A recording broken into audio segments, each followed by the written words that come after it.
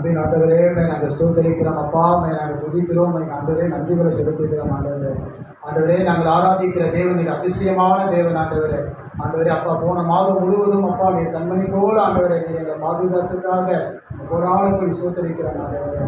ஆண்டவர் ஏசாயா 41 அதிகாரம் 10 பயப்படாதே நான் உன்னோட கூட இருக்கிறேன் என்று ஆண்டவரை நீ சொல்லியிருக்கிற ஆண்டவரே.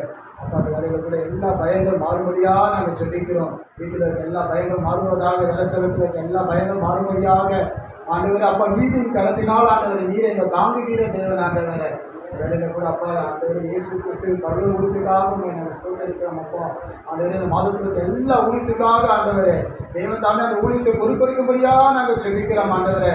திரளான ஆத்துமாக்கள் தரும்படியாக நாங்கள் செபிக்கிறோம் அப்பா. ஆண்டவர் அப்பா, குட் ஃப்ரைடே, ஈஸ்டர் எல்லா ப்ரோக்ராமும் உடைய கருத்தில் ஒப்புக் கொடுக்கிறோம் ஆண்டவரை. போதர்கள் ஐக்கிய குழு உடைய கருத்தை நாங்கள் ஒப்புக் கொடுக்கிறோம். திருமண காரியங்கள் உடைய கருத்தை நாங்கள் ஒப்புக் கொடுத்து நாங்கள் செபிக்கிறோம் ஆண்டவரை.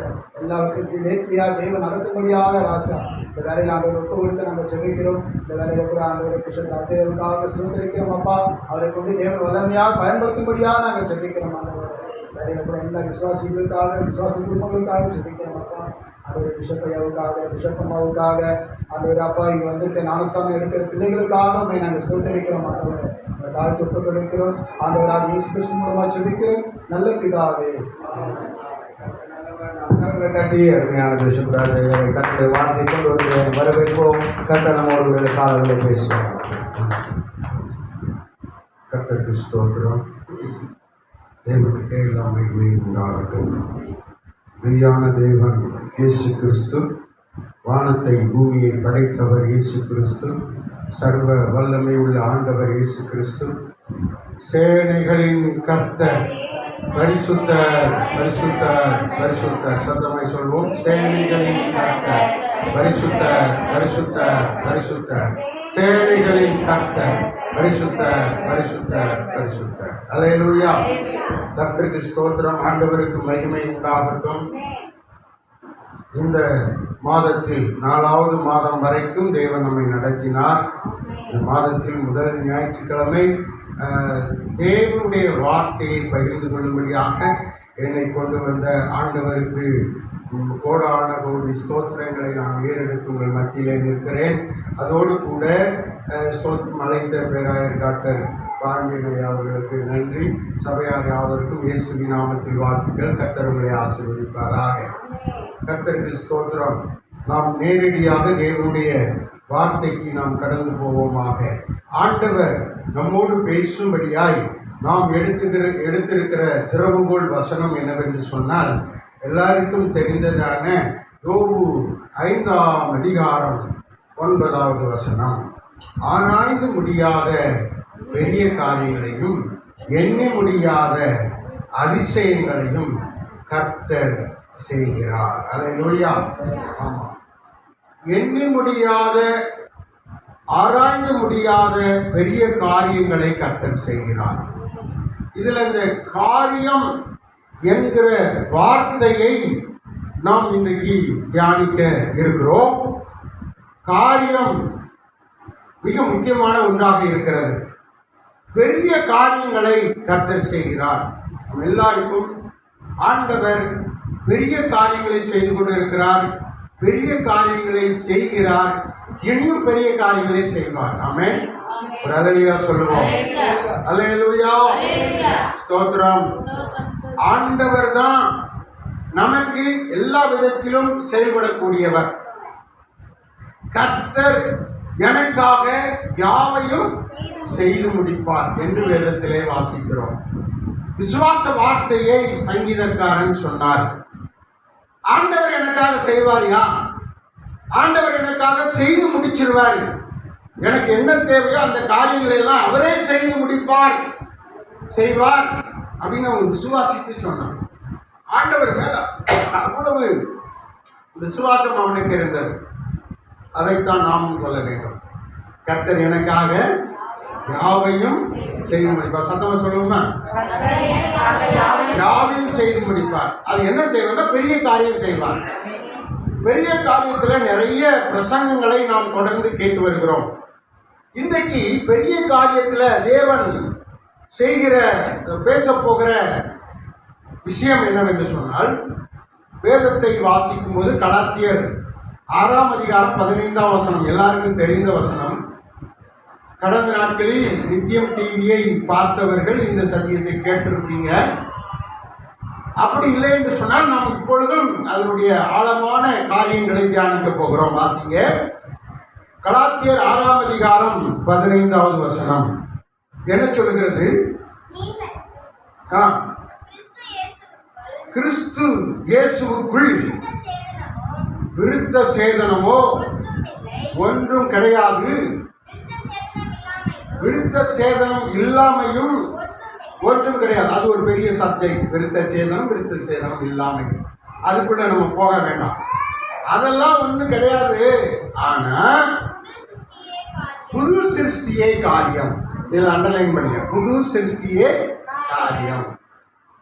இப்ப ஆண்டவர் சொன்னார், பெரிய காரியங்களை கர்த்தர் செய்கிறார். ஐயா, நமக்கு தேவன் பெரிய காரியங்களை செய்து கொண்டிருக்கிறார், செய்கிறார், இன்னும் செய்வார். இதுல என்ன சொல்லி இருக்கிறது? புது சிருஷ்டியே காரியம் அப்படின்னு என்ன அர்த்தம்? இதுக்கு விளக்கம் நமக்கு தேவை. புது சிருஷ்டி தான் காரியம், இது பெரிய காரியம் என்று வேதம் சொல்லுகிறது. நல்ல விளங்கிக்கோங்க. புது சிருஷ்டி, சிருஷ்டி என்றால் சிருஷ்டிக்கப்படுவது, உருவாக்கப்படுவது. வானத்தை சிருஷ்டித்தார், பூமியை சிருஷ்டித்தார், சர்வலோகத்தையும் சிருஷ்டித்தார், பூமியில் உள்ள எல்லா மிருகங்களையும் மரங்களையும் செடிகளையும் கொடிகளையும் ஆண்டவர் சிருஷ்டித்தார். கடைசியாக மனிதனை சிருஷ்டித்தார். மனிதனை மண்ணிலிருந்து சிருஷ்டித்தார். மண்ணிலிருந்து சிருஷ்டிக்கப்பட்ட ஒன்று. அது இன்னொரு விதமா சொன்னா, மண்ணில் இருந்து உண்டாக்கப்பட்டவர்கள் நாம். ஆனா அப்படி உண்டாக்கப்பட்ட சிருஷ்டிக்கப்பட்ட நாம் ஆதாம் ஏவாளால் பாவத்துக்குள்ளாக மாற்றப்பட்டு நம்முடைய சரீரத்தை, மகிமையான சரீரத்தை கரைப்படுத்தி ஆண்டவரை விட்டு விலகுகிற சாப இருளுக்குள்ளாய் நம்முடைய சரீரம் மாற்றப்பட்டு போயிட்டு, தேவனுடைய மகிமையாகிய ஏதேன் தோட்டத்தை விட்டு விலக்கப்பட்டான் மனிதன். தேவனோடு ஐக்கியப்பட முடியவில்லை. தோட்டத்தை விட்டு விலக்கி விட்டார், அவர்களை துரத்தி விட்டார் என்று வேதம் சொல்லுகிறது. அவர்கள் உள்ள வரக்கூடாது. அவர்கள் பாவத்தினால நிரப்பப்பட்டிருக்கிறார்கள், சாபத்தினால நிரப்பப்பட்டிருக்கிறார்கள் என்று அங்கிருந்து தேவனுடைய ஏதேன் தோட்டத்தை விட்டு, சபையை விட்டு அவர்கள், தோட்டம் என்றால் சபை, அல்லேலூயா. தோட்டம் என்றால் என்னது? எல்லாரும் கரங்களை தட்டி ஆமென், அல்லேலூயா. ஆமா, பாருங்க, இந்த தோட்டம் இது வந்து ஒரு தோட்டம். இது உண்டாக்குறது மட்டும் தோட்டமா தான் இருந்துச்சு, அல்லேலூயா. ஆமா, சுத்தி ஒரு 200 தொட்டி வச்சு எல்லா செடியும் வைக்கப்பட்டிருந்துச்சு. ஆமென். அந்த தோட்டம் இன்னைக்கு ஆலயமாய் கட்டப்பட்டு தேவனுடைய நாமம் மகிமைப்படுகிறது, அல்லேலூயா. ஏதேன் தோட்டத்தில் எல்லா பல வகைகளும் இருந்தது. மகிழ்ச்சி தரக்கூடிய, பசியை ஆற்றக்கூடிய, திருப்தி தரக்கூடிய, சந்தோஷம் தரக்கூடிய எல்லா விதமான கனிகளும் இருந்தது.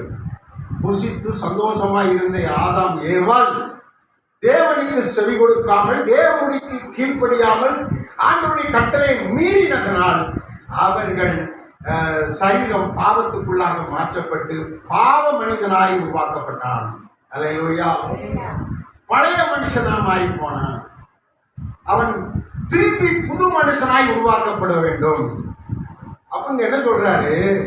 ஒரு சத்தியத்தை பேசிட்டு வரும்போது திடீர்னு பவுல் சொல்றாரு, புது சிருஷ்டியாய் மாற்றப்படுவதுதான் காரியம், இது பெரிய காரியம் என்று சொல்கிறார்.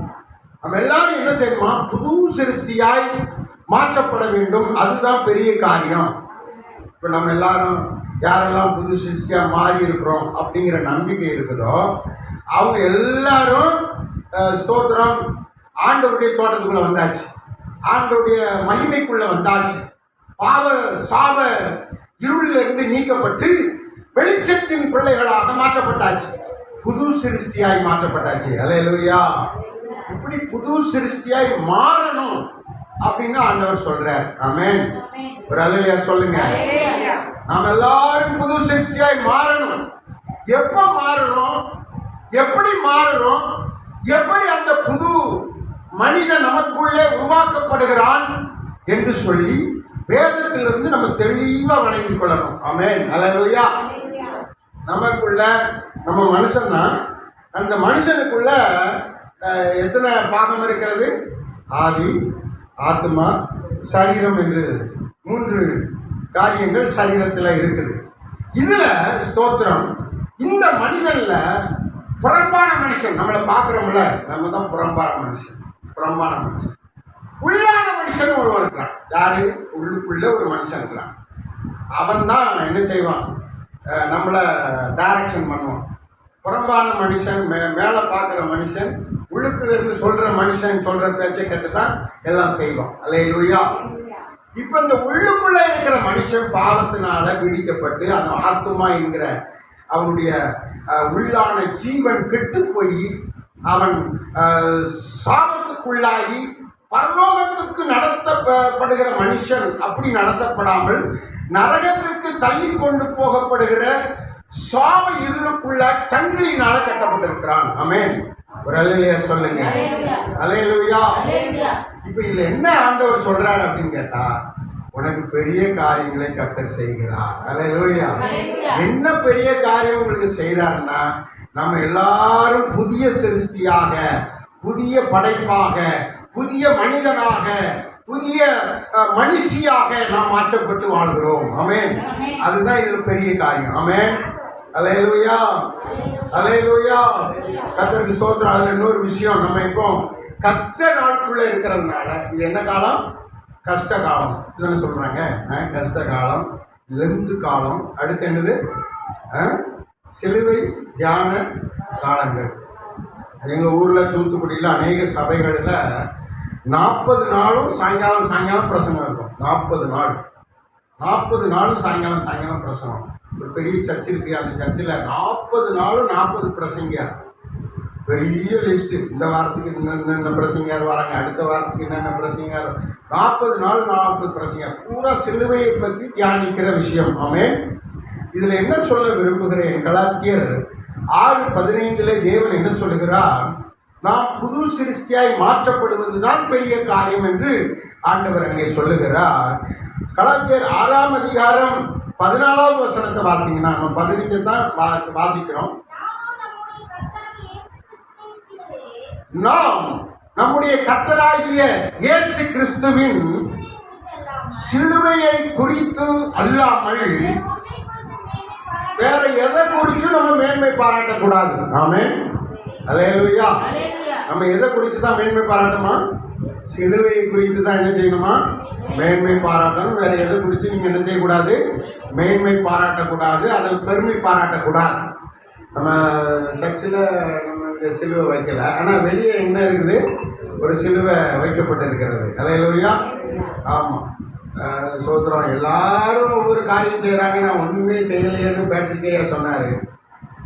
என்கிட்ட ஒன்றுமே இல்லையே, நான் என்ன செய்ய போகிறேன் அப்படின்னு கேட்டார்.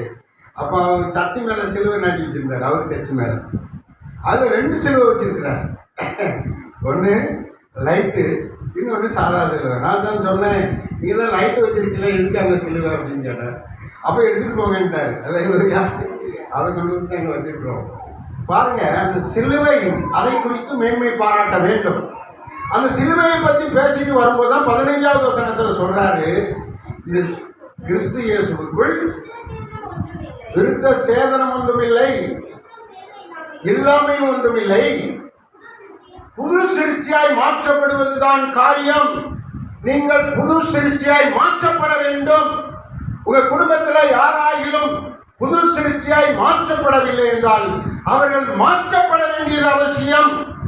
புது சிருஷ்டியாய் உருவாக்கப்பட வேண்டியது அவசியம். ஐயா, நீங்க சொல்றது ஒன்றும் விளங்கலைய, புரியலைய அப்படின்னு நீங்க கேட்கலாம். புரியாது. ஆனால் வேதத்தின் உபதேசத்தினால், வேதத்தின் சத்தியத்தினால, தேவனுடைய ஜீவ வார்த்தைகளினால ஆவியானவர் நமக்கு புரிய வைப்பார். எப்படி என்று சொன்னால், நாம் உலக மனிதர்களைப் போல அல்லாமல், உலக மனிதர்கள் பாவத்தின் கிரியைகளை வாயிலும் செயலிலும் வெளிப்படுத்துவார்கள்.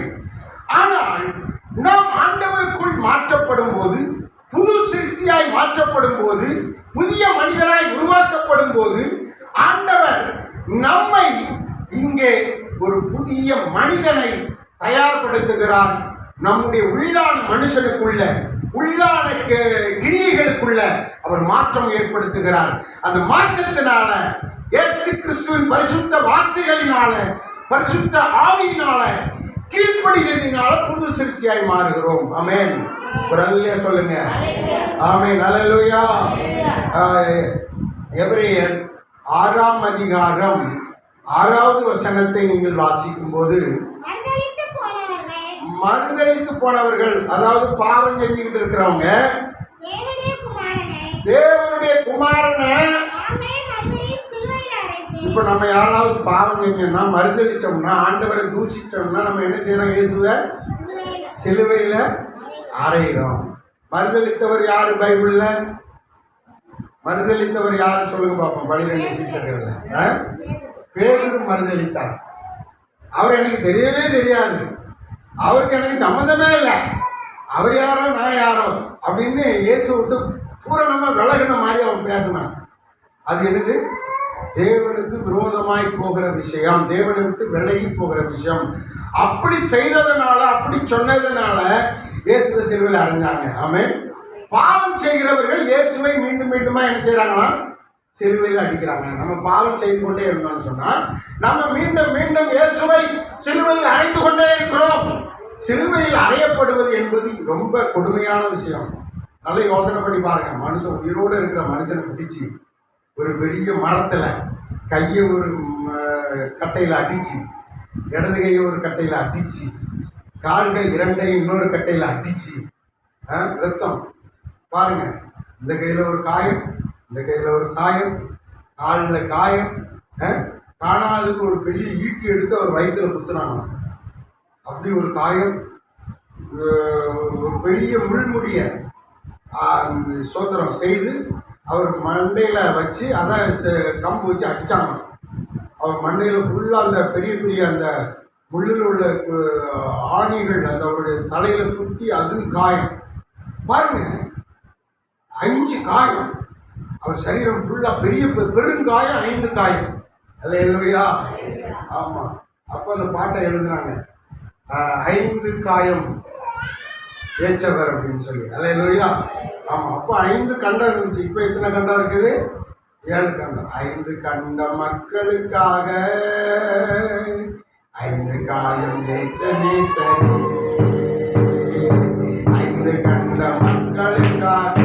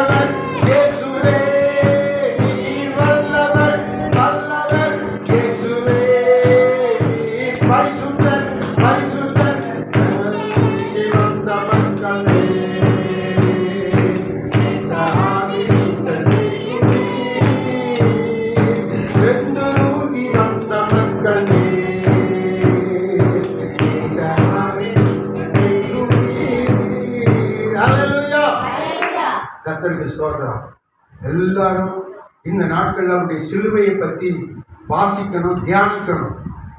பாவம் செய்யும் போதெல்லாம் அந்த சிலுவை நம்ம கண்ணு முன்னாடி வரணும். பாருங்க, அவர் சிலுவையில் எவ்வளவு கஷ்டப்பட்டார். நம்முடைய பாவத்துக்காக, சாபத்துக்காக அவர் சிலுவையில் அடிக்கப்பட்டு அந்த சிலுவை ஒரு கொள்ளாத சின்னமாக இருந்தது, அது கொடுமையின் சின்னமாக இருந்தது. இயேசு சிலுவையில் அடிக்கப்பட்டதுனால அது புனித சின்னமாய் மாற்றப்பட்டது. அல்லேலூயா. என் கார் வாங்கின போது அந்த காரில் 12 பேர் சிலுவை போட்டாங்க. ஒவ்வொரு பாஸ்டரும் ஜெபம் பண்ணிட்டு அதில் சிலுவை அடையாளம் போட்டாங்க. அந்த சிலுவை அடையாளம் எதுக்கு போடுறாங்கன்னு சொன்னால் அது புனிதமாய் மாறட்டும் காரு. அல்லேலூயா. ஆமாம், ஒரு அடையாளம் போட்டாங்க. அது வணங்குவதல்ல, ஒரு அடையாளம், சிலுவை அடையாளம். சிலுவை குறித்து நம்ம மேன்மை பாராட்டணும். அடையாளம், அந்த அடையாளம் எதுக்குன்னு சொன்னால் அது புனிதமாய் மாற்றப்படுவது. அல்லேலூயா, அல்லேலூயா. ஆகையினால சிலுவையை நாம் நினைத்துக் கொள்ள வேண்டும். அதுல இயேசுவை மறுதலிக்கிறவர்கள், பாவம் செய்கிறவர்கள் இயேசுவை சிலுவையில் அடைக்கிறார்கள். அந்த வசனத்துல இன்னொரு வார்த்தை இருக்குது, அது நல்ல கவனிங்க, வாசிங்க. ஏதுவாக மறுபடியும் புதுப்பிக்கிறது என்ன செய்யக்கூடாதா? அதாவது ஒரு மறுபடியும் மறுபடியும் பாவம் செஞ்சுக்கிட்டே இருந்தோம்னு சொன்னா நம்ம புதுப்பிக்க முடியாது. அந்த சிலுவையினால தான் நம்ம புதுப்பிக்கப்படுகிறோம். ஆமென், அல்லேலூயா. சிலுவையில இயேசு அடிக்கப்பட்டதனால நம்ம புதுப்பிக்கப்படுகிறோம். நாம் சிலுவையில் அடிக்கப்படுகிறோம். ஆமென். நல்ல கவனிங்க. இயேசு சிலுவையில் அடிக்கப்பட்டால் நாம் சிலுவையில் அடிக்கப்படுகிறோம். சிலுவையில் அடிக்கப்பட்டு நாம் புதுப்பிக்கப்படுகிறோம். இயேசு சிலுவையில் அடிக்கப்பட்ட உடனே நாம புதுப்பிக்கப்படுகிறோம். ஆமென். அது எப்படின்னா ஒரு நிழலாட்டமாக நாம் செய்து அந்த காரியத்தை நிறைவேற்றுகிறோம். ஆமென், அல்லேலூயா. எப்படி நம்ம சிலுவையில் அடிக்கப்படுகிறோம் அப்படின்னா, கலாத்தியர் 5ஆம் அதிகாரம் 24வது வசனத்தை நீங்க வாசித்து பாருங்க. கலாத்தியர் 5ஆம் அதிகாரம் 24வது வசனத்துல கிறிஸ்துவை உடையவர்கள் நம்முடைய மாம்சத்தையும், நம் மாம்சம் சொன்னா சரீரத்தையும் ஆசை, நம்முடைய சரீரத்துக்குள்ள இருக்கிற ஆசைகள், இச்சைகள், அதாவது அதிகமான காரியம். இச்சைங்கிறது ரொம்ப அதிகம், ரொம்ப அதிகம். தேவைக்கு அதிகமாக ஆசைப்படுறது இச்சை. தேவைக்கு அதிகமாக ஆசைப்படுறது நமக்கு தேவையில்லை. அந்த இச்சைங்கிறது தேவையில்லை. ஆனால் இச்சைங்கிற வார்த்தை என்னன்னா, நம்ம அதிகமாக, அளவுக்கு அதிகமாக ஆசைப்படுவது தான் இச்சை. ஆமென். இச்சை என்பது பாவத்தை உண்டாக்குகிற ஒன்றாக இருக்கிறது. ஏவாள் வந்து அந்த பழம் நல்லது என்று கண்டு இச்சித்தாள் என்று சொல்லப்பட்டிருக்கிறது.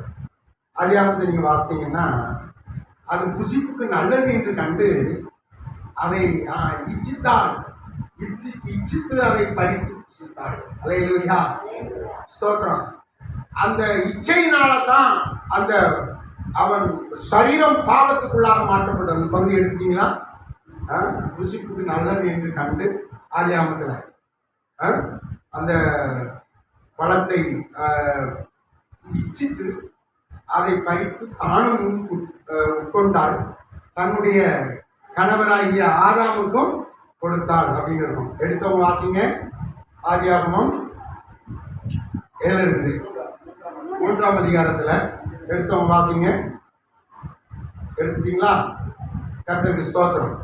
ஏன்னா முதல் புஸ்தகம்ல சீக்கிரம் எடுத்துடலாம். டக்குன்னு வாசிங்க பார்ப்போம். என்றும்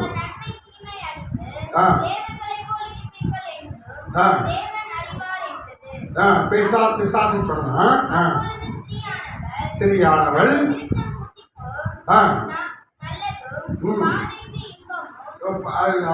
அது நல்லதும் பார்வைக்கு இன்பமா இருக்குதான். அடுத்து புத்தியை தெளிவிக்கிறதுக்கும் என்னவா இச்சிக்கப்படத்தக்க விருட்சமாய் இருக்கிறது கண்டு கனியை பறித்து இச்சித்து புசித்து புருஷனுக்கு கொடுத்தா. அது அவளும் பாவம் செஞ்சா.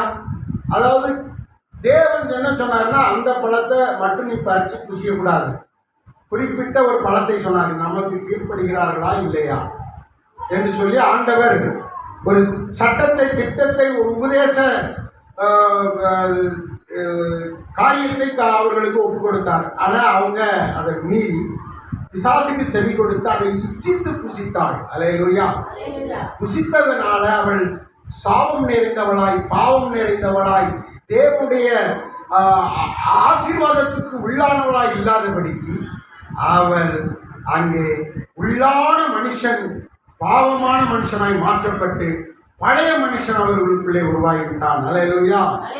இந்த ஆசைகளையும் இச்சைகளையும் கிறிஸ்துவை உடையவர்கள் சிலுவையிலே அறைந்திருக்கிறார்கள். கலாத்தியர் 5ஆம் அதிகாரம் 24ஆம் வசனத்துல ரொம்ப தெளிவா ஆண்டவர் சொல்றாரு, கிறிஸ்துவை உடையவர்கள் மாம்சத்தையும் ஆசை இச்சைகளையும் சிலுவையில் அடங்கிட்டாங்க.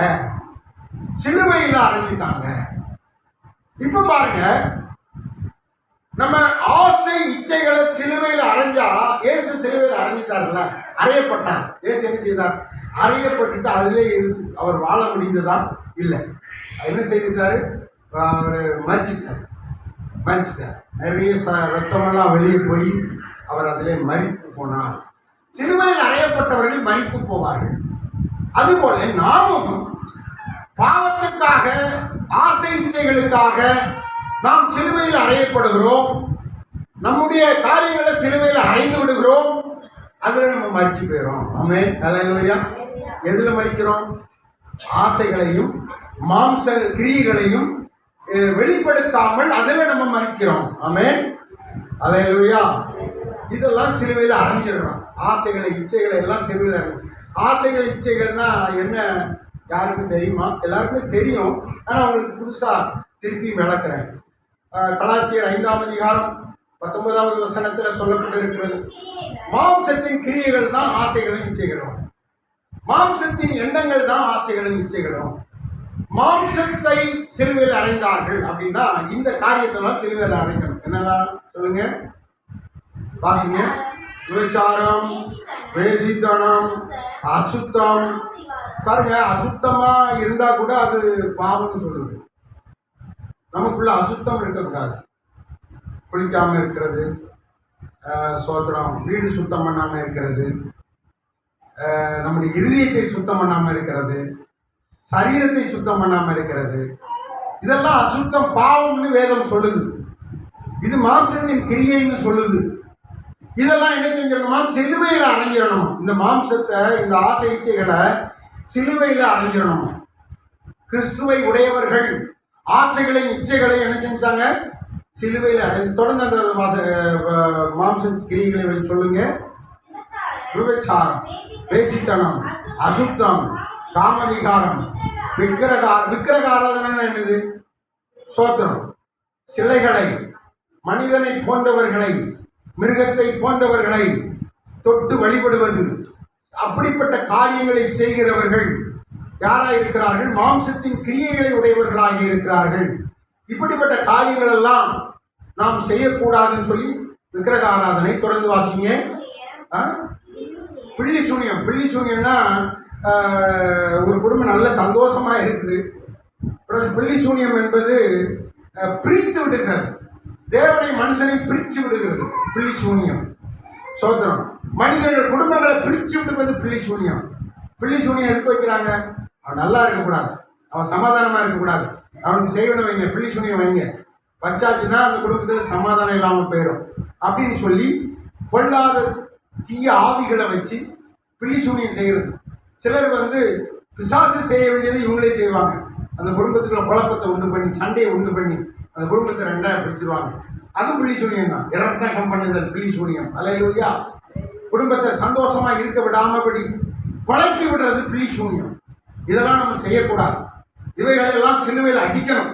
இயேசு சிலுவையில் அடித்தது போல, இயேசுவை சிலுவையில் அடித்தது போல நாம் நம்மை நாமே இயேசுவை போல் சிலுவையில் அடிக்கப்படுவதற்கு சிலுவையிலே ஒப்பு கொடுக்க வேண்டும். ஆமென்.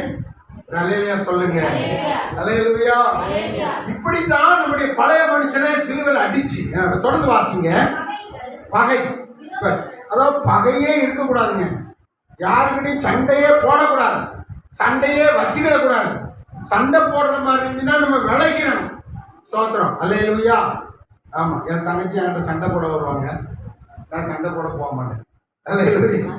என்னைக்கா இருந்தாலும் தங்கச்சி நாளைக்கு ஒரு நல்ல காரியத்துக்காக ஒரு கூட பேச வருவான். அப்போ போயிட்டு நம்ம என்ன செய்யறது? அதனால சண்டையே போட மாட்டோம். அவன் போன் பேசுனா தோத்திரமா அப்படின்னு வச்சிருவேன், அவ்வளோதான். அடுத்து பேசி சண்டையை வைக்க மாட்டோம். அதே மாதிரி இப்போ போன அவன் சண்டை போடுவான்னு தெரியுதுன்னா வேண்டாம், அவர் போன அவர் பார்க்க வேண்டாம், ஒதுங்கி நிற்போம், அவ்வளோதான். அல்லேலூயா. என்ன விஷயம்? நல்ல காரியமா கெட்ட காரியமா? அதுவே அந்த விஷயம் அப்படியே இருக்கட்டும், வேண்டாம். சண்டை வர்ற விஷயம் வேண்டாம். சண்டைக்கும் பகையை நம்ம உண்டு பண்ணவே கூடாது. பகைக்கு நம்ம இந்த காரியத்தை கேட்கணும் அப்படின்னு கேட்டோம்னா அவ்வளோதான், பகையாயிரும். பகை நம்ம வச்சுக்கிடவே கூடாது. பகைகள் நிறைய இருக்குது. அதில் ஒரு 10 ஐட்டம் இருக்குது பகைகளில். அதையெல்லாம் நம்ம வாழ்க்கையில் சிலுவையில் அழிஞ்சிடும். அதுக்கு நம்ம பேசவே கூடாது, செயல்படவும் கூடாது. பகைக்கு நம்ம இடம் கொடுக்கவே கூடாது. தொடர்ந்து வாசிங்க. பகைகள், விரோதங்கள். விரோதம் பண்றதா? பகை வந்துட்டாலே விரோதம் வந்துடும். வைராக்கியம், வைராக்கியம் சொல்ற சிலர் பாருங்க, வைராக்கியமா சொல்லிருப்பாங்க. இதனாலதான் அந்த இது, இதனாலதான் இந்த இது, இதனாலதான் அப்படி ஒரு வைராக்கியம், மாம்சீக வைராக்கியம். இது ஸ்தோத்திரம் நமக்கு ஆசீர்வாதத்தை கொண்டு வராது. அன்புல நம்ம வாழணும், அன்புல நம்ம நம்முடைய குடும்பத்தை நடத்தணும், அன்புல நம்ம பேசணும். இயேசு அன்பினாலதான் நமக்காக சிலுவையில் அடிக்கப்பட்டார். ஆமென். அடிக்கப்பட்டு நம்மை புது சிருஷ்டியாய் மாற்றினார். நமக்குள்ள இருக்கிற தண்டனையை அவர் ஏற்றுக்கொண்டு நம்மை புதிதாய் மாற்றினார், புது சிருஷ்டியாய் உருவாக்கினார். தொடர்ந்து வாசிங்க. கோபம், கோபமும் நம்ம அனுமதிக்கவே கூடாது. சும்மா கோபப்பட்டு டாம் டீம்னு நிறைய பேசிக்கிட்டு தெரியக்கூடாது.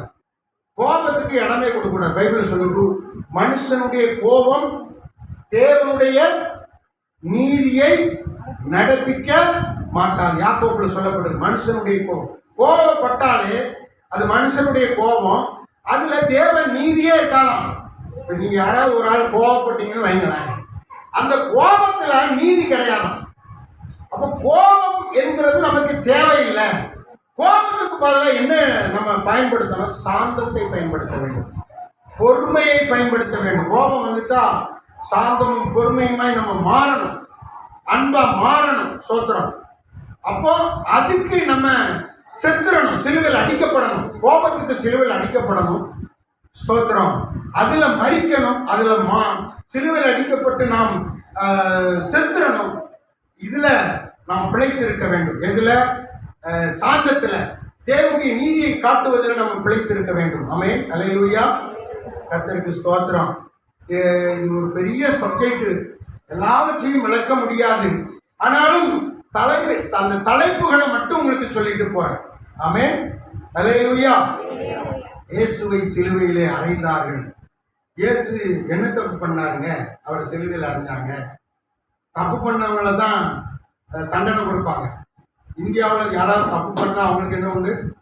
தூக்கு தண்டனை உண்டு. என்ன உண்டு? தூக்கு தண்டனை போட்டு அவங்கள கொலை செஞ்சிருவாங்க, கொன்னுடுவாங்க. தூக்கு தண்டனை போட்டு கொன்னுடுவாங்க. தப்பு பண்ணவர்களுக்கு தான் தண்டனை, கொல்றதுக்கு அப்பதான் பயன்படுத்துவாங்க இந்த தூக்கு தண்டனையை. ஆனா அந்த காலத்துல, இயேசு இருந்த காலத்துல தூக்கு தண்டனை அல்ல, சிலுவையில் அடித்து வதைக்க வச்சு கொலை செய்து அவர்களுக்கு தண்டனை கொடுப்பார்கள். இயேசு என்ன தண்டனை செய்தாரு? அவர் ஏன் சிலுவையில் அடிச்சாங்க? நீங்க யோவான் 19ஆம் அதிகாரம் 6வது வசனத்தை நீங்க வாசிக்கும் போது கவனிங்க. நாம் தெளிவான சத்தியத்துக்குள்ளாக, பரிசுத்தமான வார்த்தைக்குள்ளாக நாம் இருக்க வேண்டும். நம்மை ஒரு தேவனுடைய புது சிருஷ்டியாய் மாற்ற வேண்டும். வாசிங்க. பிரதான ஆசாரியன் சேவகரும் அவரை கண்டபோது அறையும் என்று இயேசுவுக்கு விரோதமாக பணத்தை கொடுத்து சத்தம் போட்டு லஞ்சம் கொடுத்து இயேசுவை சிலுவையில் அறைய வைக்கும்படியாக ஒரு கூட்டம், இயேசுவுக்கு விரோதமான கூட்டம் செயல்பட்டது. அதற்கு பிலாத்து சொன்னா, பிலாத்து என்ன சொன்னா பாருங்க, அந்த நியாய தீர்ப்பு செய்யக்கூடிய, தண்டனை கொடுக்கக்கூடிய அதிகாரம் உள்ளவன் பிலாத்து என்ன சொன்னா பாருங்க, நீங்கள் இவனை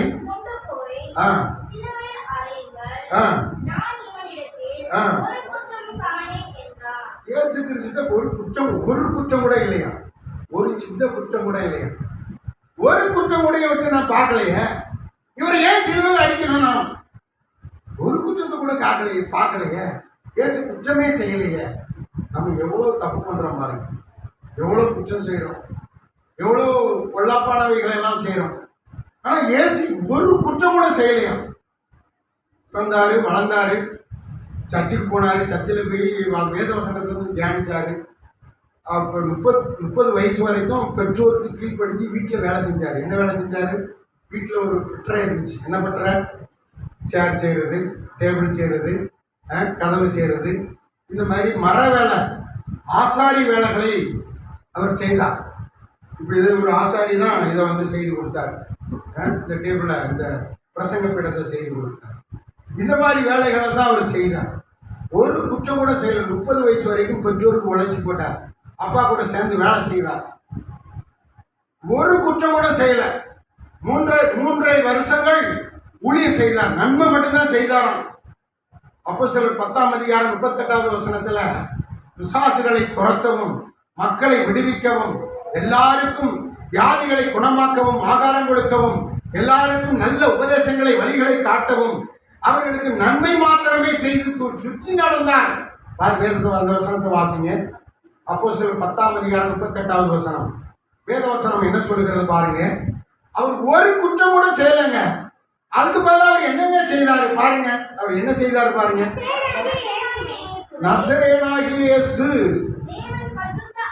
பரிசுத்த ஆவியினாலும் வல்லமையினாலும் அவர் அபிஷேகம் பண்ணப்பட்டவராயிருந்தார். தேவன் அவர் கூட தான் இருந்தபடினாலே அவர் நல்லது மட்டும்தான் செய்தார். நன்மை மாத்திரம் செய்தார். பிசாசினா வல்லமைக்குள்ள அகப்பட்டு இருக்கிறவர்களை எல்லாரையும் குணமாக்குகிறார். அப்படிதான் சுற்றி திரிந்தார். நடந்தே போனார். சுற்றி திரிந்தார், நடந்தே போனார். இன்னைக்கு உங்களுக்கு பைக் இருக்கு, இப்போ சைக்கிள் இருக்கு, கார் இருக்கு, 2 வீலர் இருக்கு, ஆட்டோ இருக்கு, என்னெல்லாம் கொடுத்துருக்கு. உங்களுக்கு ஆண்டவர் வாகனமாக கொடுத்துருக்கிறாரு. அவருக்கு ஒன்றுமே கிடையாது. நடந்து சுற்றி நடந்தார், சுற்றி போனார். நல்லது மாத்திரம் தான் செய்தார். ஒரு குற்றம் கூட செய்யலைங்க. நல்லது மாத்திரம் தான் செய்தார். குணமாக்குனாருங்க. அவர்கிட்ட ஒரு பவர் இருந்துச்சு, ஒரு வல்லமை இருந்தது, அபிஷேகத்தின் வல்லமை இருந்தது. அல்லேலூயா. உங்க மேல ஒரு அபிஷேகத்தின் வல்லமை இருக்கிறது. அது மற்றவர்களை என்ன செய்யும்? குணமாக்கும். அல்லேலூயா. சுகம் கொடுக்கும். ஆமென். மற்றவர்களுக்கு நன்மைகளை கொடுக்கும், சுகம் கொடுக்கும். ஆண்டவர் அப்படிப்பட்ட காரியத்தை தான் செய்தது. ஒரு குற்றம் கூட சரி. யோவான் 19:6 சொல்லுகிறது. அவன் சொல்லுகிறான், அந்த பிலாத்து சொல்லுகிறான், இவரிடத்துல ஒரு குற்றம் நம்ம பார்க்கல. அல்லேலூயா. அப்படிப்பட்ட ஒருவரை தான் சிலுவையில் அடிச்சாங்க. யாருக்காக? உலகத்தின் சகல மனிதரின் பாவத்துக்காக இயேசு சிலுவையில் அடிக்கப்பட்டார். அவர் மரித்தார். சிலுவையில் மரிச்சிட்டார். ஆமென். சிலுவையில் மரிச்சிட்டார். பாருங்க, நாம அதே சாயல்ல நம்முடைய ஆசைகளை, இச்சைகளை சிலுவையில அடிச்சிடணும். அதுக்கு நம்ம செத்துறணும். எதுக்கெல்லாம்? இந்த பாவ கிரியைகளுக்கு, பாவத்தை வெளிப்படுத்துகிற காரியங்களுக்கு, கொள்ளாத தீய கிரியைகளுக்கு நம்ம சிலுவையில் அடிச்சு நம்ம செத்துறணும். நாம பிழைச்சிருக்கிறது அன்புக்காக, விசுவாசத்துக்காக, நீதிக்காக, சோத்திரம், பொறுமைக்காக, இச்சையடக்கத்துக்காக நம்ம பிழைச்சிருக்கணும் அப்படின்னு ஆண்டவர் சொல்றார். அல்லேலூயா. அதுக்கு தான் நம்ம பிழைத்திருக்கணும். அல்லேலூயா. கர்த்தருக்கு ஸ்தோத்திரம். அதைத்தான் நம்ம சிலுவையில் அடிக்கப்பட்டிருக்கோம். இயேசு சிலுவையில் அடிச்சுட்டாரு. அதுக்கு பிறகு அவர் சிலுவை அடக்கம் பண்ணிட்டுங்க. நம்மளையும் சிலுவையில் அந்த பாவத்துக்காக அடிச்சு நாமும் என்ன செய்யணும்? அடக்கம் பண்ணப்படணும். எதுல? தண்ணீருக்குள்ள. பாவ மனுஷன் அடக்கம் பண்ணிட்டு பிறகு தண்ணீர்ல இருந்து வெளியே வரும்போது நாம் புது மனுஷனாய் மாற்றப்படுகிறோம். அதுதான் புது சிருஷ்டி. அல்லேலூயா. கரங்களை தட்டுவோம். ஆமென், ஆமென். ஞானஸ்நானம் பெற்றுக்கொண்ட எல்லாரும் நம்முடைய பாவ சரீரத்தை தண்ணீருக்குள் அடக்கம் செய்து அதிலிருந்து நாம் தண்ணீரில் இருந்து நாம் மீட்டெடுக்கப்பட்ட பின்பு கர்த்தருக்கு ஸ்தோத்திரம், நம்ம என்ன செய்கிறோம்? புது சிருஷ்டியாய் மாறுகிறோம். ஆமென். எத்தனை அவங்க ஞானஸ்நானம் எடுத்தீங்களோ உங்க குடும்பத்தில் நீங்க எல்லாரும் என்னவா இருக்கிறீங்க? புது சிருஷ்டியாய் இருக்கிறீர்கள். அல்லேலூயா. அல்லேலூயா சொல்லுங்க. ஆனா சிலுவையில் அடைக்கப்பட வேண்டியது மிக முக்கியம். இயேசு சிலுவையில் அடிக்கப்பட்டது போல நாமும் சிலுவையில் அடிக்கப்பட வேண்டியது மிக முக்கியம். அடிக்கப்பட்டால் மாத்திரமே நாம் ஸ்தோத்திரம் மரிக்க முடியும். பாவ சரீரம், பழைய மனுஷன் மரிக்க முடியும். அதுக்கு நம்ம என்ன செய்யணும் அப்படின்னு சொன்னா, தேவனுடைய சத்தியத்துக்கு நாம் பூரணமாய் கீழ்ப்படிய வேண்டும். அல்லேலூயா. ரோமர் 6:3 சொல்லுகிறது. ஸ்தோத்திரம் வாசிங்க. ரோமர் 6ஆம் அதிகாரம் 3வது வசனம் சொல்லுகிறது. 1 கொரிந்தியர் 10ஆம் அதிகாரம், கிறிஸ்து இயேசுவுக்குள்ளான நாம் அனைவரும், கிறிஸ்து இயேசுவுக்குள்ளாக நம்ம சபையிலே ஞானஸ்நானம் பெற்ற நாம் அனைவரும் அவர் எப்படி சிலுவையில் அடிக்கப்பட்டு மரணத்துக்குள்ளாகி பாருங்க, அவர் எப்படி அடக்கம் பண்ணப்பட்டாரோ அது போல நாமும் இந்த ஞானஸ்தானத்துக்குள்ள சந்நிதிக்குள்ள அடக்கம் பண்ணப்படுகிறோம். ஆமென், அல்லேலூயா. சரி, அப்போ நம்ம பரலோகம் போயிடுவோம். பழைய ஏற்பாட்டு காலத்துல யாருக்குமே ஞானஸ்தானம் கொடுக்கலையே. ஞானஸ்தானம் கொடுக்கறது எதுல இருந்து வருது? நம்ம மத்தேயில யோவான் ஸ்நானங்களான ஞானஸ்தானம் கொடுக்குறான். அதுக்கு முன்னாடி ஞானஸ்தானம் இல்லையே. அவங்க பரலோகத்துக்கு போவாங்களா போக மாட்டாங்களா, நரகத்துக்கு போவாங்களா அப்படின்னு கேட்டா ஆண்டவர் சொல்றாரு 1 கொரிந்தியர் 10:2 அவர்கள் இயேசுவனுடைய ஆண்டவருடைய வார்த்தைக்கு கீழ்ப்படிந்து எகிப்தை விட்டு மோசேக்கு பின்னால ஊழியக்காரனுக்கு பின்னால அவர்கள் தேவனை ஆராதிக்க கடந்து வந்த போது கீழ்ப்படிந்தார்கள். அவர்கள் செங்கடலுக்குள்ளாக அவர்கள் கடந்து வந்த போது அதனாலே அவர்கள் ஞானஸ்தானம் பெற்றார்கள் என்று வேதவசனம் சொல்லுகிறது. வாசிங்க 1 கொரிந்தியர் 10:2 எல்லோரும் மோசேக்குள்ளாக மேகத்தினாலும் சமுத்திரத்தினாலும், அந்த மேகம் வந்து அவங்கள வழிகாட்டிட்டு போகுது பார்த்தீங்களா, அதுதான் ஞானஸ்தானம் அப்படின்னு சொல்றாரு. அப்போ நிழலாட்டமா இதுதான் ஞானஸ்தானம். சமுத்திரத்துக்குள்ள தங்களை ஒப்புடுக்கிறாங்க பாருங்க. இது நல்ல யோசனை பண்ணிவிட்டாங்க. பெரிய சமுத்திரம், அது கடல் மாதிரி கடல், அதுல வந்து ஒரு தரை மோசே கம்பெடுத்து இப்படி காட்டுறாரு. உடனே அது 2 பழக்குது அந்த சமுத்திரம். அதுல தரை மாதிரி இருக்கு, அதுல இவங்க எல்லாம் நடந்து போறாங்க. யோசனை பண்ணீங்க, இப்படி தண்ணி அப்படி சத்தம் போட்டு நிற்கிது, மேலே ஏறி அப்படி மதிர்ச்சோறு மாதிரி நிற்கி, இங்கே தண்ணி அப்படி நிற்கிது. மத்தியில் ஒரு ரோடு சோத்திரம். எவ்வளோ பெரிய ரோடாக இருக்கும் அது? 6 வழிச்சாலை மாதிரி இருக்கலாம். இந்த சைடு 6 வழிச்சாலை மாதிரி ஒரு பெரிய ரோடு. அதில் எல்லாரும் இறங்கி நடந்து போகிறாங்க. 6 லட்சம் புருஷர்கள் மாத்திரம், கிட்டத்தட்ட 30 லட்சத்துக்கு மேலே மனிதர்கள் அந்த இடத்த கடந்து போகிறாங்க. யாரெல்லாம் அதில் உள்ள அவருக்கு பின்னாடி போனாங்களோ அவங்க எல்லாம் ஞானஸ்தானம் பெற்றாங்க அப்படின்னு இந்த வசனம் சொல்லுது. 1 கொரிந்தியர் 10:2 வசனம் சொல்லுது. மோசேக்கு கீழ்ப்படிந்தபடியினாலே, மோசேக்கு பின்னடந்தபடியினாலே, அந்த சமுத்திரத்தை கடந்து வந்தபடியினாலே அவர்கள் ஞானஸ்தானம் பெற்றார்கள். அவர்களுக்கு பரலோக ராஜ்யம் உண்டு என்று வேதம் தெளிவாய் போதிக்கிறது. அல்லேலூயா. கலாத்தியர் 3:27 வசனத்தை வாசிக்கும் போது, கலாத்தியர் 3:27 வசனத்தை வாசிக்கும் போது வாசிங்க, அதை என்ன சொல்றாரு? நாம் முடிக்க போறோம். கர்த்தருக்கு ஸ்தோத்திரம். ஏனெனில் உங்களின் கிறிஸ்துவுக்குள்ளாக யாரெல்லாம் ஞானஸ்தானம் கிறிஸ்துவுக்குள்ளாக ஞானஸ்தானம் பெற்றீர்களோ அத்தனை பேரும் இயேசுவை நம்ம மேலே தரிச்சுக்கிட்டோம். இப்போ நான் தரிச்சிருக்கேன். என்ன தரிச்சிருக்கேன்? ஒரு பெரிய சேட்டு ஒன்று போட்டிருக்கேன், இதை தரித்திருக்கிறேன். அடுத்து ஒரு பேண்ட் ஒன்று போட்டிருக்கேன், இதை தரித்திருக்கிறேன். இப்படி தரித்த உடனே என்னுடைய சரீரத்தில் அது ஒரு அழகாக இருக்கிறது. இது தரித்ததுனால நீங்கள் பார்க்கும்போது இந்த சரீரத்துக்கு தான் இந்த சேட்டையும் இந்த வெள்ளை சேட்டும் இந்த வெள்ளை பேண்டையும் தான் பார்க்குறீங்க. இதனால் நான் ஒரு அழகுள்ளவனாக மாற்றப்படுகிறேன், ஒரு பூரண மனிதனாக மாற்றப்படுகிறேன். பாருங்க, இதனால் சோத்திரம் என்னை மூடி மறைத்து உங்களுக்குள்ள ஒரு புதிய அழகை காட்டுகிறேன். இது போல ஞானஸ்தானம் பெற்றவங்கெல்லாம் இயேசுவை நம்ம மேலே வச்சிருக்கோம். இயேசுவை தரித்து கொண்டீர்களே. இப்போ நான் பேசுகிறேன் பார்த்தீங்களா, நான் பேசுறது, நான் சொல்றது, நான் செய்கிறது, நான் உங்களோடு நிற்கிறது, உங்கள் மத்தியில் நிற்கிறது எல்லாமே நான் தான் நிற்கிறேன். ஆனால் நான் யாரை வச்சுட்டு நிற்கிறேன்? இயேசுவை தரித்து கொண்டு. இயேசுவை எப்படி இந்த பேண்ட் சேட்டை எப்படி போட்டு தரித்து கொண்டு முன்னாடி நிற்கிறோன்னா, இது போல இயேசுவையே என் மேலே ஃபுல்லாக தரித்து வைத்திருக்கிறேன். தரித்து கொண்டிருக்கிறீர்களே அப்படின்னு பவுல் சொல்லுகிறார். நிருபத்தை எழுதிய நிருப ஆசிரியர் சொல்லுகிறார். வாசிங்க இன்னொரு முறை. ஏனெனில் ஞானஸ்தானம் பெற்றவர் அத்தனை பேரும் கிறிஸ்துவை தரித்து கொண்டீர்களே. அல்லேலூயா. நாமெல்லாம் இயேசுவை அணிந்திருக்கிறோம், இயேசுவை உடையவர்களாக இருக்கிறோம். நம்ம இயேசுவையே பிரதிபலிக்கிறோம், நாம் இயேசுவையே வாழ வைக்கிறோம். இயேசுதான் நமக்கு எனக்குள்ள ஜீவித்துக் கொண்டிருக்கிறார். என்னுடைய பழைய மனுஷன் சிலுவையில் அடிக்கப்பட்டாயிற்று. ஞானஸ்நானம் கொடுக்கும்போது தண்ணீர் அடக்கம் பண்ணாயிற்று. பழைய மனுஷன் செத்து போயிட்டான். அந்த பாவக்கிரிகள் தண்ணீர் அடக்கம் பண்ணியாச்சு. இப்போ நான் புது சிருஷ்டியாக இருக்கிறேன். இயேசு எப்படி நல்லவராக இருந்தாரோ, குற்றம் செய்யாதவராக இருந்தாரோ, அதுபோல நானும் பாவம் இல்லாத பரிசுத்த மனிதனாக புது சிருஷ்டியாக உருவாக்கப்பட்டிருக்கிறேன். கரங்களை தட்டி கர்த்தரை மகிமைப்படுத்துவோம். ஆமென். அல்லேலூயா, அல்லேலூயா.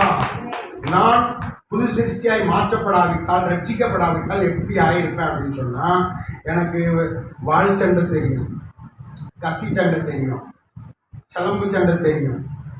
இதெல்லாம் வச்சு எதுக்கு? மற்றவங்கள அடித்து கொலை செய்யறதுக்கு தானே. இந்த சண்டையெல்லாம் எதுக்கு? மற்றவங்கள அடித்து சண்டை போட்டு கொலை செய்யறதுக்கு தானே. அப்போ அப்படி செய்கிறவனா இருந்தால் யாராக இருக்கணும்? ஒரு தீவிரவாதியா, அல்லாட்டினா ஒரு கொடூரமான முரடனா, ஒரு ரவுடியாக தான் இருந்திருக்கணும் அதுதானே. ஆனால் இயேசு என்ன மாற்றி என்னை புதிய மனுஷனாக மாற்றினதுனால வாழை சண்டையை வாழை தூக்கி போட்டாச்சு, கத்தியை தூக்கி போட்டாச்சு, சிலம்பு கட்டை எடுத்து அடிக்கிறத தூக்கி போட்டாச்சு. இப்போ நான் வேதத்தை தூக்கிட்டு வரேன். அல்லேலூயா. வேதத்தை தூக்கிட்டு, வேதத்தை சுமந்துக்கிட்டு, வேதத்தையே பொதித்துக்கிட்டு உங்கள் முன்னாடி வேதத்தை தான் பேசுகிறேன். அல்லேலூயா. இது நம்மளை என்னை புது சிருஷ்டியாய் மாற்றினது போல உங்களையும் புது சிருஷ்டியாய் மாற்றிக்கொண்டு இருக்கிறது. அல்லேலூயா. இதுதான் பெரிய காரியம். நம்ம மனுஷன் புதிய மனுஷனாய் மாறுவதுதான் பெரிய காரியம். இதை உங்களுக்குள்ளே செய்யணும், மற்றவர்களையும் செய்ய வைக்கணும்னு தான் தேவன் பரலோகத்தை விட்டு பூமிக்கு வந்து பேசுறாரு. அல்லேலூயா. ஆமா, ஆதாம் ஏவாட்ட ஒவ்வொரு நாளும் வந்து பேசினார். எப்போ பேசினாராம்? யாருக்காவது தெரியுமா? எப்போ வந்து பேசினாரு? மாலையில் குளிர்ச்சியான வேளையிலே அவர் ஆதாம் ஏவாளை தேடி வந்து பேச வருவார், பேசிட்டு இருக்கார். இது மாதிரி ஆராதனைகளில் தேவன் இறங்கி வந்து நம்மளிடத்தில் பேசிக் கொண்டிருக்கிறார். எனக்குள்ள நான் இயேசுவை தரித்துக் கொண்டிருப்பேன். எனக்குள்ள இருந்து உங்களுக்குள்ளே பேசிக் கொண்டிருக்கிறார். உங்களுக்குள்ளே மாம்சத்தின் கிரியைகள், அநியாயத்தின் கிரியைகள், பாவ கிரியைகள், பாவ மனுஷனுடைய காரியங்கள் எல்லாவற்றையும் மறிக்கும்படி, சிலுவையில் அடிக்கும்படி தேவன் உங்களிடத்தில் பேசி உங்களை அவரை தரித்துக் கொண்டவர்களாக மாற்றும்படிக்கு, புது சிருஷ்டியாய் உருவாக்கும்படிக்கு தேவன் செயல்பட்டு கொண்டிருக்கிறார். அல்லேலூயா. இப்போ ஞானஸ்நானம் எடுத்தவங்க, புது சிருஷ்டின்னு சொல்றவங்க கை ஓர்த்து பார்ப்போம். அல்லேலூயா. கை ஓர்த்துங்களா? இப்போ கொஞ்சம் ஒரே ஒரு நிமிஷம் கை ஓர்த்து ஸ்தோத்திரம் பண்ணுங்க.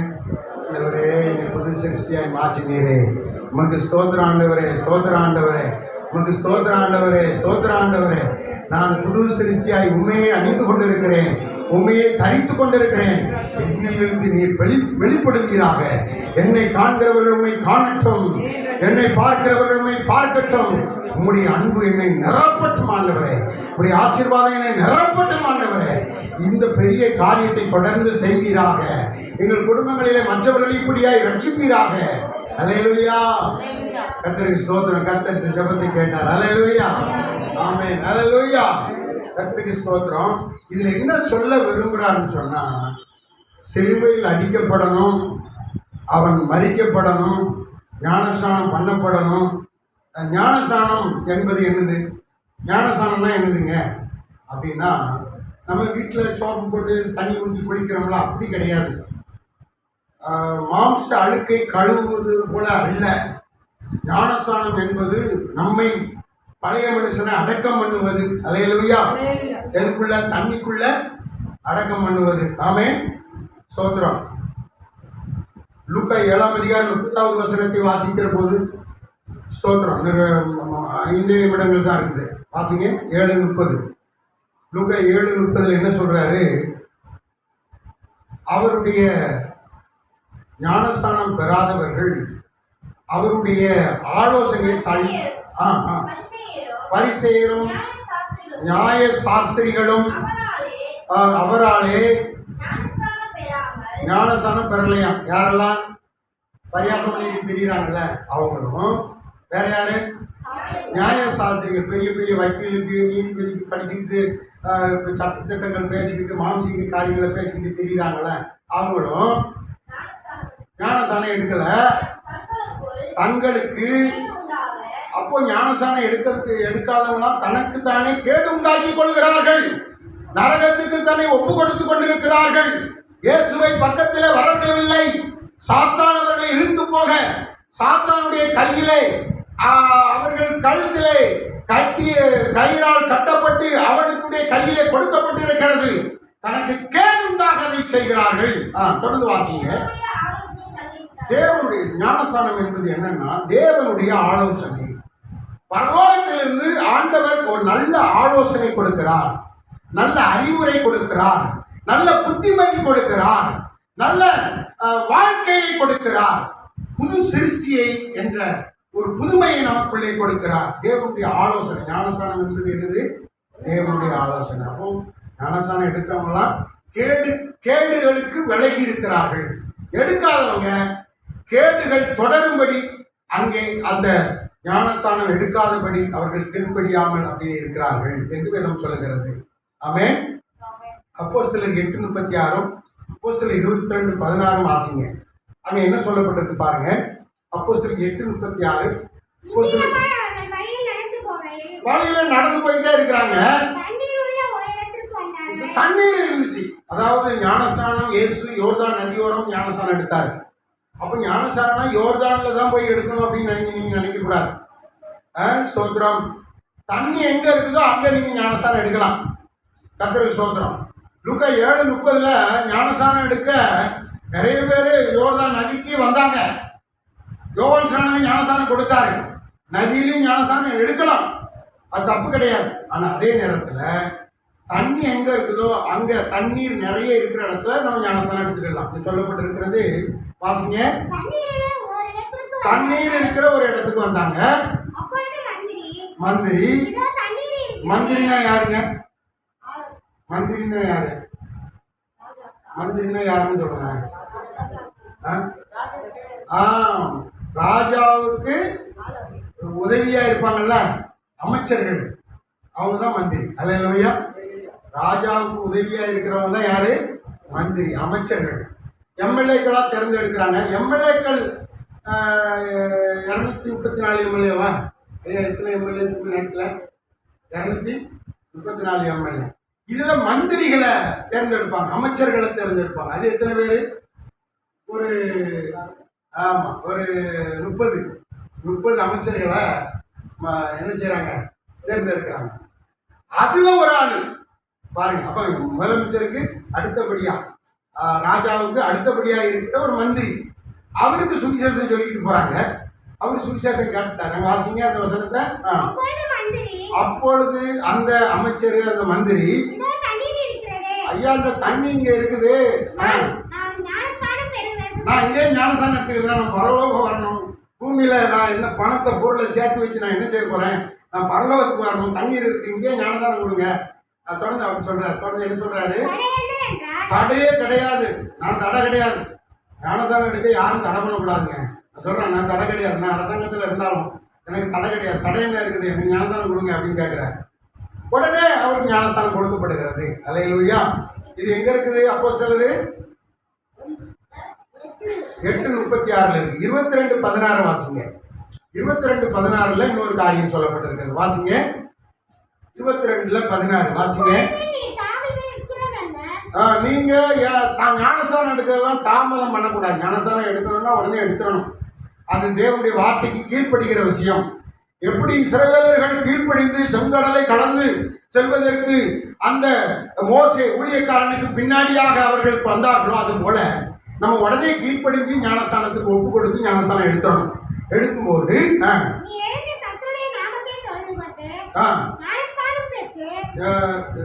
ஆராதனை பண்ணணுமா? ஞானஸ்தானம் பெற்று நம்ம கழுவப்படணும். அதுதான் ஞானஸ்தானம். பாவங்கள் எங்கே கழுவப்படுகிறது என்று சொன்னால் ஞானஸ்தானத்துல ஜெபித்து அவர்களை அங்கே ஞானஸ்தானம் கொடுக்கும் போது அவர்கள் முழுவதுமாக தண்ணீருக்குள்ளாக பாவங்கள் போக கழுவப்படுகிறார்கள். ஞானஸ்தானம் என்பது கழுவப்படுகிற, பரிசுத்தமாக்கப்படுகிற ஒன்றாக இருக்கிறது. அதனாலதான் நம்ம ஞானஸ்தானம் எடுக்கணும் அப்படின்னு சொல்றோம். அந்த 22:16 தானே? இன்னொரு முறை வாசிங்க. நீங்க தாமதம் பண்ணக்கூடாது. தொழுது கொண்டு ஞானஸ்தானம் பெற்று கழுவப்படு என்று சொன்னார். ஆமென். அல்லேலூயா, அல்லேலூயா. கர்த்தருக்கு ஸ்தோத்திரம். தேவன் விதமாய் ஞானஸ்நானத்தை குறித்து நம்மிடத்தில் பேசிக் கொண்டிருக்கிறார். 3ஆம் அதிகாரம் 23 வாசியுங்கள். யோவான் 3:23 வாசிங்க. யோவான் 3:23 வாசிங்க. அதில் என்ன சொல்லப்பட்டிருக்கு கவனிங்க, முடிக்கலாம். கர்த்தருக்கு ஸ்தோத்திரம்.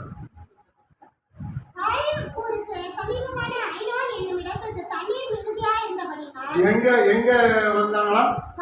தண்ணீர் மிகுதியாயிருந்த இடத்திற்கு வந்தபோது யோவான் அங்கே மிகுதியா இருந்த இடத்துல, அந்த தண்ணி மிகுதியா இருந்த இடத்துல ஞானஸ்நானம் கொடுத்தார். அவரிடத்திலே வந்து ஞானஸ்நானம் பெற்றார்கள். அல்லேலூயா. இப்ப தண்ணி மிகுதியா வேணும். ஒரு ஞானஸ்நானம் பெறணும்னா, குளிக்கணும்னா, மூழ்கணும்னா அவன் தண்ணி மிகுதியான இடமா இருக்கணும். அதனால தான் நாங்கள் ஞானஸ்நானம் தொட்டி கட்டி வச்சிருக்கிறோம். அதில் தண்ணி நினைச்சு அவன் மிகுதியாக வச்சு அதில் என்ன செய்யணும், மூழ்கி ஞானஸ்நானம் கொடுக்குறோம். சிலர் வந்து முட்டை அளவில் தண்ணி வச்சுக்கிட்டு லேசாக தெளிச்சு விடுவாங்க. அப்படிலாம் கிடையாது. தெளிக்கலாம் கூடாது. என்ன செய்யணும், மூழ்க வேண்டும். அல்லேலூயா. அப்போ தான் அவன் அடக்கம் பண்ண முடியும். எப்படி ஒரு மனுஷனை பூமிக்குள்ளே அடக்கம் பண்ணுறோமோ அதே மாதிரி தண்ணீருக்குள்ள பழைய மனுஷனை நம்ம அடக்கம் பண்ணிட்டு புதிய மனுஷன், புது சிருஷ்டியை உண்டாக்குகிறோம். இதனால தான் நம்ம புது சிருஷ்டியாய் மாறுகிறோம் என்று வேதம் நமக்கு சொல்லுகிறது. அல்லேலூயா. கேடுகள் நீக்கப்படுகிற, கேடுகள் உள்ள பழைய மனுஷன் அடக்கம் பண்ணப்படுகிறான். சோத்திரம். மகிழ்ச்சி, சந்தோஷம், பரலோகத்தை பெறக்கூடிய புதிய மனுஷன், புது சிருஷ்டி உருவாக்கப்பட்டு இயேசுவை தரித்து கொண்டு பூமியிலே சந்தோஷமாக ஜீவிக்கிறார்கள். அல்லேலூயா. லூக்கா 3:21 வாசித்து முடிக்க போறோம். லூக்கா 3ஆம் அதிகாரம் 21ஆம் வசனத்தில் என்ன சொல்லி இருக்குதுன்னா, ஸ்தோத்திரம் வாசிங்க. ஸ்தோத்திரம். லூக்கா 3:21. ஜனங்கள் எல்லாரும் ஞானஸ்நானம் பெற்ற போது இயேசுவும் ஞானஸ்நானம் பெற்றாரு. ஜெபம் பண்ணும்போது வானம் திறக்கப்பட்டுச்சு. ஜெபம் ஞானஸ்நானம் பெற்று ஜெபம் பண்ணும்போது ஞானஸ்நானம் பெற்றவர்களுக்கு வானம் என்ன செய்யலாம், திறக்கப்படுகிறது. நல்லா கவனிக்கிறீங்களா? ஞானஸ்நானம் பெற்றவர்களுக்கு வானம் திறக்கப்படுகிறது. அவங்க ஜெபங்கள் கேட்கப்படுகிறது.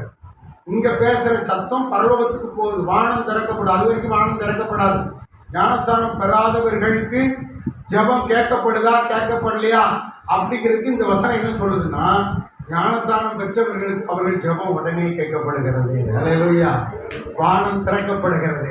அவர்களுடைய காரியம் ஜெயமாய் மாற்றப்படும். ஆமென். அவர்கள் வாழ்க்கை புதுமையாய், புது சிருஷ்டியாய் மாற்றப்பட்டு அவருடைய நாளெல்லாம் சந்தோஷமாய் இருக்க முடியும். ஆமென். அல்லேலூயா. இயேசு கூட இருப்பார். இயேசுவை தரித்து கொண்டு வாழ்கிற, இயேசுவோடு ஜீவிக்கிற வாழ்க்கை, ஜீவனுள்ள வாழ்க்கை நமக்கு தேவன் தருகிறார். அதுதான் பெரிய காரியம். புது சிருஷ்டியாய் நீங்கள் எல்லாரும் மாற்றப்படணும். உங்கள் குடும்பத்தில், அவங்க வீட்டில், அவங்க சொந்தக்காரங்க, உடன் பிறந்தவங்க ஞானஸ்நானம் பெறலைன்னா பெறுவதற்கு அவர்களை வழிநடத்துங்க. தண்ணீர் உள்ள ஸ்தோத்திரம் தேவனுடைய சபையில் கர்த்தருடைய நாமத்தினால் அவர்களுக்கு ஞானஸ்நானம் கொடுக்க வேண்டும். ஆமென். அல்லேலூயா. ஒரே ஒரு வசனத்துக்கு வாசித்து கடைசியில் முடிக்க போகிறோம். மார்க் 16:16 அதுதான் கடைசி வசனம். நம்ம இந்த பிரசங்கத்தினுடைய கடைசி வசனம் வாசிங்க. ஸ்தோத்திரம். அங்கே என்ன சொல்லுகிறா கவனிங்க. மார்க் 16:16 அந்த ஞானஸ்நானம் எடுக்கிறதுக்கு என்ன தேவைன்னா விசுவாசம் இருந்தால் போதும். ஆண்டவர் மேலே ஒரு விசுவாசம் உள்ளவனாகி ஞானஸ்நானம் பெற்றுக்கொண்ட எல்லாரும் என்ன செய்வாங்க, ரட்சிக்கப்படுவாங்க. அப்போ ஞானஸ்நானம் பெற்றவங்களாம் யாரு? ரட்சிக்கப்பட்டவர்கள். அல்லேலூயா. ரட்சிப்பு என்றால் என்ன? விடுதலை பெற்றவர்கள். விடுதலை என்றால் என்ன? பாவத்திலிருந்து விடுதலை, சாபத்திலிருந்து விடுதலை, பிசாசின் அடிமைத்தனத்திலிருந்து விடுதலை, மாம்ச கிரிகளிலிருந்து விடுதலை, அநியாய கிரிகளிலிருந்து விடுதலை. இதிலிருந்து விடுதலை பெற்றவர்கள். விடுதலை பெற்று இயேசுவோடு புது சிருஷ்டியாய், மகிழ்ச்சியாய், சந்தோஷமாய் வாழ்கிற ஒரு அன்பின் வாழ்க்கை. அல்லேலூயா. தேவன் உங்களை புது சிருஷ்டியாய் மாற்றியிருக்கிறார். அந்த பெரிய காரியத்தை உங்கள் குடும்பத்தில் எல்லாருக்கும் செய்யப்படியாக விரும்புகிறார். புது சிருஷ்டியே பெரிய காரியம். அல்லேலூயா. ஆமென். அல்லேலூயா. அல்லேலூயா. உங்க வாழ்க்கைக்குள்ள ஒரு பெரிய காரியம் செய்கிறார்.